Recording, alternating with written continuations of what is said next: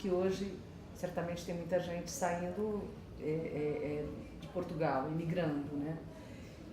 Como é que isso hoje, você acha que essa crise, esse processo, ele permite, evidencia mais para o processo da luta de classes, fica mais evidente em Portugal, para os trabalhadores de Portugal, a consciência da crise, daquilo que hoje está assolando o trabalhador brasileiro, que pode, quer dizer, você tem aí, evidencia um pouco essa circulação, a liberdade do capital de imigrar para vários países e, ao mesmo tempo, né, acho que evidencia também as dificuldades que você tem para o processo migratório, que não é o mesmo, ou seja, né, o capital pode migrar para onde ele quiser, o trabalho não, né?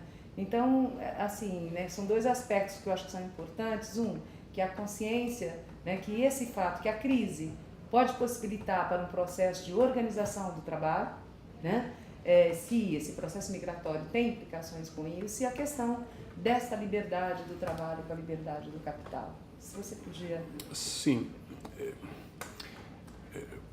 A liberdade do movimento de capitais é um facto novo na história do capitalismo, porque os Estados nacionais, que foram a base de criação da acumulação primitiva e da acumulação alargada das burguesias nacionais, sempre se protegeram contra a liberdade da circulação de capitais.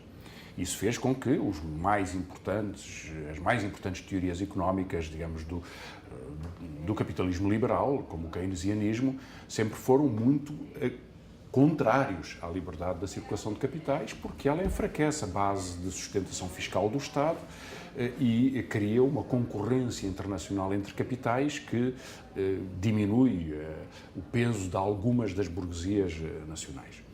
Foi a partir da Thatcher, do Reagan, em 1980, mas sobretudo a partir do Clinton, em 1995, que se retiraram as limitações e o controle, a supervisão, enfim, formas de restrição à liberdade da circulação de capitais.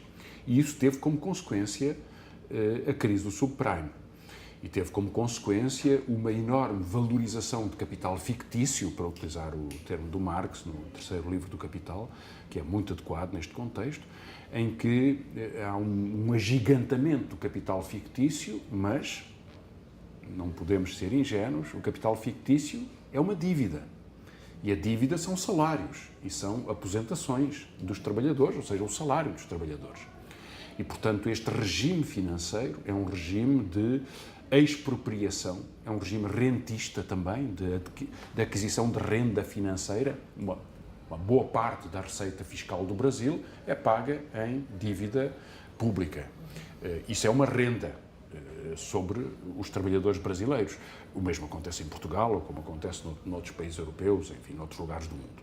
E, portanto, esta ditadura, esta ditadura da dívida organiza uma estrutura social de submissão criada por esta forma de capital financeiro.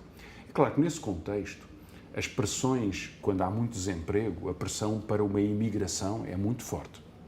Houve muitos trabalhadores brasileiros que foram para Portugal nos últimos anos. Agora, normalmente, estão a vir embora, voltando para o Brasil, onde há mais oportunidades de emprego, ou indo para outros países europeus. Portanto, há hoje muito menos trabalhadores brasileiros, mas havia muitos. E a imigração é o contrário, não é? São trabalhadores portugueses muito qualificados, em geral engenheiros, arquitetos, enfermeiros, homens e mulheres com muita qualificação que vão trabalhar para a Inglaterra, para a França, para a Alemanha, bom, alguns para o Brasil também, há uma imigração portuguesa para o Brasil de novo, mas esse processo é muito forte. É claro que... E é essa mão de obra que hoje está interessando ao Brasil. Sim, claro.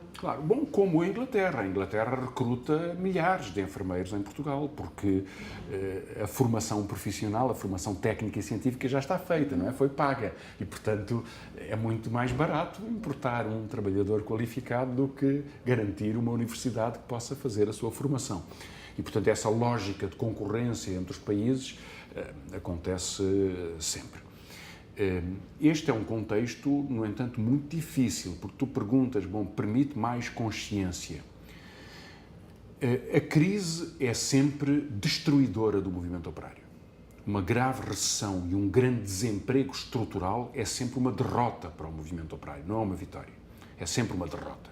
Quando uma parte importante dos trabalhadores vive na marginalização que significa o desemprego, na vergonha social que significa o desemprego, no isolamento que significa o desemprego, isso é sempre uma derrota.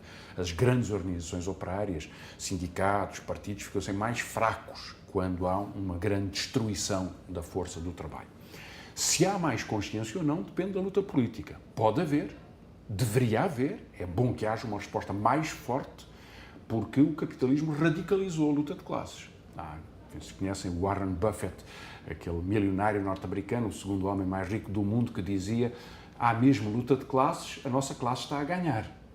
Bem, tem ganho em alguns casos, é verdade que sim, não tem ganho noutros. Enfim, na América Latina houve alguns movimentos, tem havido alguns movimentos sociais fortes, e enfim, até algumas derrotas políticas e eleitorais de alguns setores de direita, e portanto alguns bons sinais. Houve também derrotas, enfim, a adaptação do governo do PT às políticas financeiras do Fundo Monetário Internacional é uma derrota para a esperança de uma parte do povo brasileiro. E esse processo é um processo de disputa muito forte, mas a consciência decide sempre na disputa.